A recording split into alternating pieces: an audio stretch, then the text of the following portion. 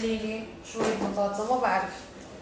بس أنا مشكلتي مع الأولاد يعني أنا عادي بالنسبة لي بحب آكل سندويش بطاطا كذا جوعانين.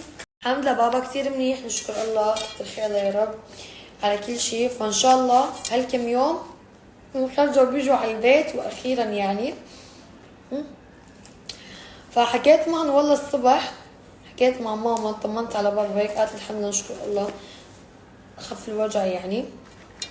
اكيد اللي عم ياخذ بعض مسكنات بس انه خف الوجع مو مثل قبل اول عمليه عمله والله تعب منيح. فالمهم قالت لي ناطرين التحليل. شو كمان قالت لي بس ما خبرتني شيء ثاني. المهم فقالت لها رح اجي لعندك بس رايحه على البيت غدي الاولاد وحاجي لعندك المسويات. قالت لي حتى لو ما جيتي يعني وشو اسمه رح يفكوا له في هيك خرطوم مادينه مكان الكليه مكان ما شالوها فرح يشيلوه. شو لعبة؟ بدك لعبة؟ طيب انت واخوك عم تلعبوا مع بعض؟ عادي ما في شيء. لا بدي اجي اشوفك يعني لازم يكون في شيء لحتى اروح اشوفك. طيب والله ماما اكله همي كمان قالت انت الاولاد والبيت. لا ماما نعم مشاكل الاولاد بشكل يعني.